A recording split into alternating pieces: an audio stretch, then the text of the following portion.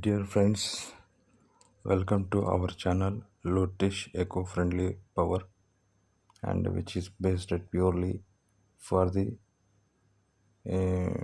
solar power project development, solar power project challenges, and wind power project development, wind power project challenges, and hurdles in completing the project, and in all verticals of the solar power project stages. All this will be discussed, and a small effort we are doing to get the educated by all upcoming youth and youngsters who are interested to come into this field, solar energy, or renewable energy field. So here today's our topic is that solar project development and its workflow chart. So basically, all we know that solar power project means there will be two types of a solar power projects majorly. One is which is on the building, that is maybe a industry roof or maybe a commercial roof or a um, domestic residential roof.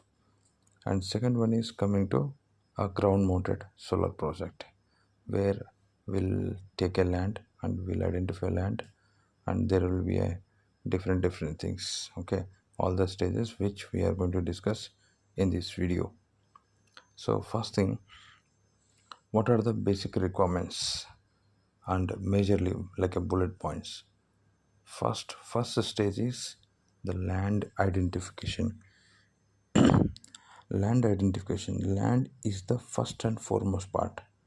So without land identification, we can't even evaluate anything about the solar power project, where to be done, what to be done, how to be done, and in all the what are the hurdles of a technical and financial and techno commercial challenges. All these things are based on the land only. So the first and foremost is land. In that one, first we need to identify the land. How to identify the land? The land identification shall be between the kilometers of a 3 to 5 kilometers of the where the power to be evacuated or feeded, that is the KEB substation, which we call it as in Karnataka or anywhere in all states. Whatever the substation is KEB substation. Generally in a local language the people used to call it as, or in the technical language we call it as a substation. So the identification of land where the barren or banjar and flat land which is not used any for agriculture purpose, that land to be identified. And the next, after identifying the land, we need to check the feasibility test. So that feasibility test means whether that land is useful for the power feeding. Okay, and what is the radiation is available, means the number of irradiation is called the number of units generates. The number of units means the the basic unit of a electricity is kilowatt hour. That in a day, how many kilowatt hours can be generated, means how many units can be generated and particular that land. So accordingly, that along with whatever the generated electricity can be feeded to the nearest, that is 3 to 5 kilometers in between that, whatever the available substation where we can be feeded the power or not. See, whatever the land which we identified, if the power cannot be evacuated, then there is no use. That's why the feasibility test is basically the valuation of the land and the radiation potential, and as well as the whatever the generated electricity can be evacuated to the nearest substation, KEB substation. There should be a availability to receive the power and capacity, okay, and the potential of the voltage level and the receiving capacity should be available, and the rest of the things will be done or evaluated in the later stage. Next, once the feasibility test is done, then we need to acquire the land. That acquisition of land can be happened in two ways. One is in a lease rental model or buying a land. So then that is the process is called land procurement. So then after that, once the land procurement is completed, then we'll apply for the land conversion. So that is that whatever the land conversion, whatever the land owner, from that land owner, it needs to be done. And we have done another video, separate video for this land conversion. You can check it out. Next, after the land conversion is been done, then the land will be that transferred will be transferred to company, and that then the whatever the company means, the any private any firm who is developing the project, that company will be started developing the project. So this is our attempt to just make you aware the how the what are the stages of the project development only in detail. Each and every land and whatever the stages which we are discussing, each and every stage will make another separate videos for the one video for land, and one video for power evacuation, one video for government approvals and all, and what are the documents required, and another video for the power purchase agreement, and another video for the share purchase agreement, and another video for the funds procurement, funds deployment, and another video for the is engineering and procurement and commercial commissioning, EPC, that is project installation commission. And then another video will do it on the operations and maintenance. So broadly we are speaking here. In detail we'll make another separate video. Now coming to our this solar project development workflow chart. Then once the land conversion is process has been applied, then the simultaneously we need to prepare a DPR, detailed project report, to be done at this stage. Then the power evacuation process starts. For the power evacuation process, we need to apply in a KPTCL or KPTCL and cradle. Okay, so what is the stage of a cradle? That cradle stage will come into a simultaneously. That is called for the government order. So GO, government order, GO and evacuation process need to be applied simultaneously. So applying after, then there will be a BG, bank guarantee, need to be paid to the KPTCL, and a tentative approval letter will be issued by the KPTCL after all completing the technical evaluations for the power evacuation. Next, BG will be returned by the KPTCL after the project is commissioned.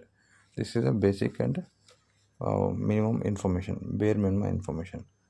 Then after this, the government order also simultaneously applied. Then for the government GO, we need to submit the land survey numbers, DPR copy, company KYC, company profile, company's network certificate, which should be certified by the auditor chartered account, financials documents, and other documents which are related for the which are related to the consumer. As on today, we need to give the consumer's RR number and as well as the shareholding agreement. So all this and some other financial documents, list of the document which need to be audited by the concerned company. Those documents need to be submitted for the government order GO. Next stage, fourth stage is power purchase agreement. So in this power purchase agreement, there are two types of categories are there. So the power purchase agreement, what is the need of a power purchase agreement here? The project the project owner who are developing a solar project, where in the identification feasibility test we have done it is calculated that the whatever the generated solar power or any power need to be feed it to the substation. After feeding the substation, after receiving the substation, then where it's to be terminated, it need to be transmitted. So that receiving of the that generated and feeded power by the any other third party, it may be, if it is a government, it is a normal through tendering process. If it is a third party process, through open access policy. In that open access policy, third party buying of one category is there, and another category is a captive or group captive.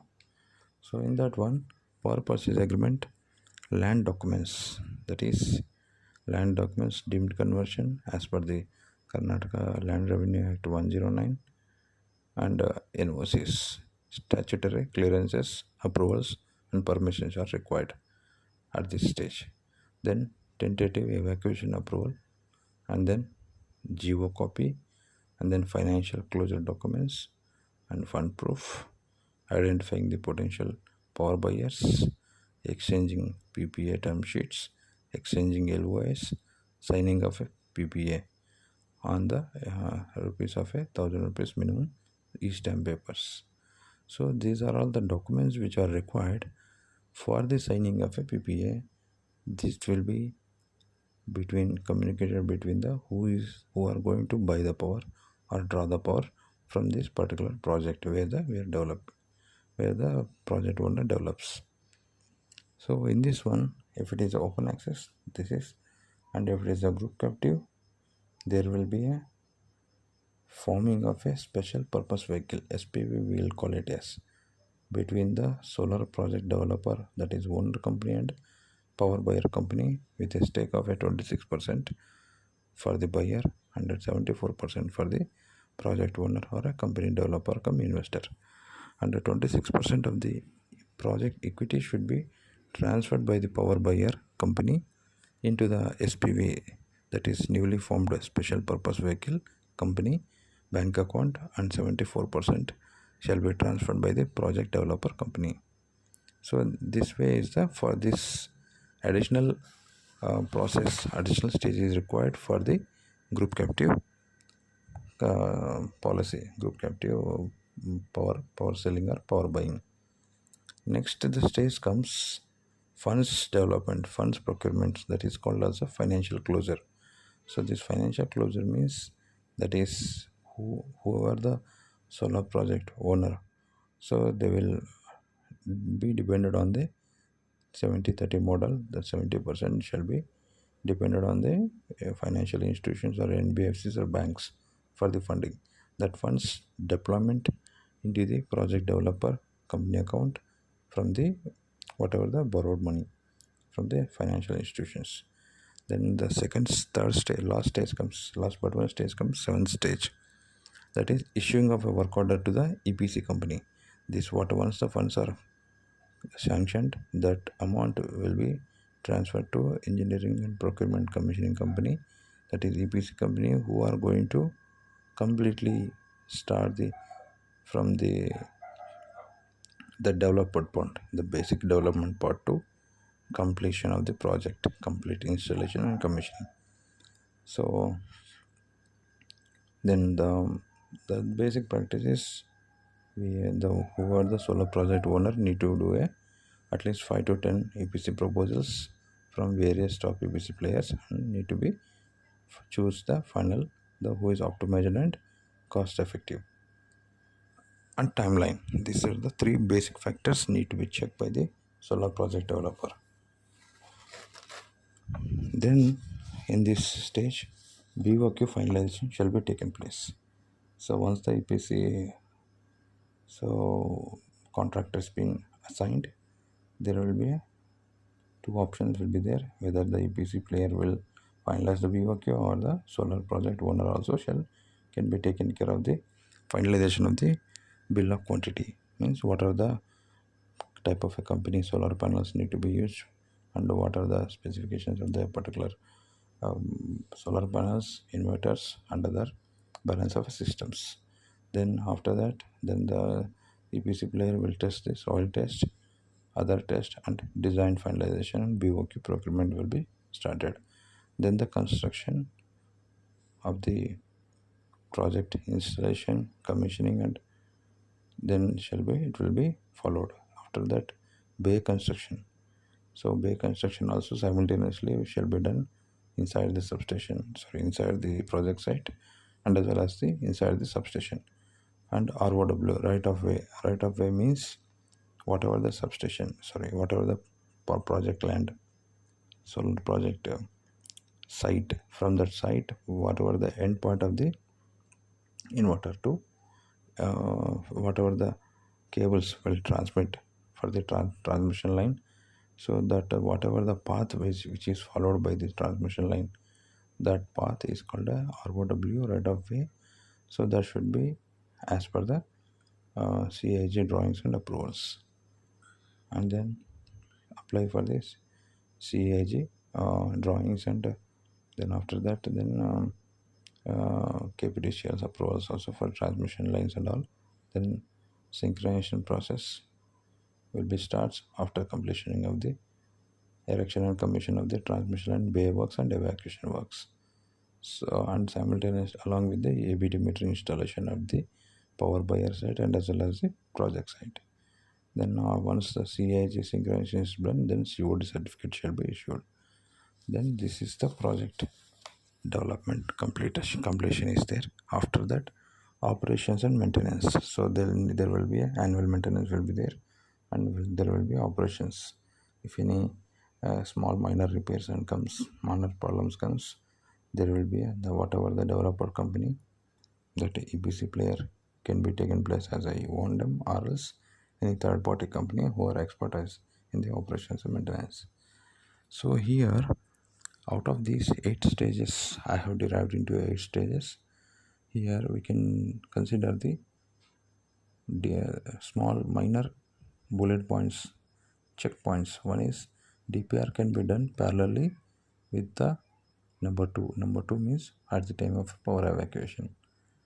Or open access PPA. Open access PPA is project developers invoice plus all applicable charges and taxes and levies shall be taken place as per the KARC guidelines or KARC tariff order timely. Next, the checkpoint is group captive is a project developer's invoice, and no other charges need to be paid to the electricity board, electricity bill.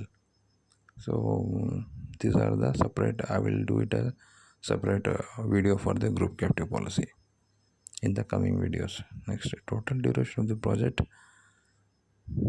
concept to commissioning, from the basic land identification to and commissioning, is 8 to 9 months for a for a solar park which is a 25 megawatt project and above. So it needs 8 to 9 months, including all the approvals, taking approvals and completion. So this is the basic idea, and I try to touch up the bare minimum layers of the each and every topic. Because of the time constraint, I have completed a bit faster. If you are more interested to in each stage, kindly follow the other our videos for land conversion, and as well as we'll do it on a stage by stage power evacuation separate video, licensing, government approvals, PPA. Each stage I will do it a separate video. Thank you guys. If you like the video, please like it and share it. If you are a first time visitor, please subscribe it. Thank you.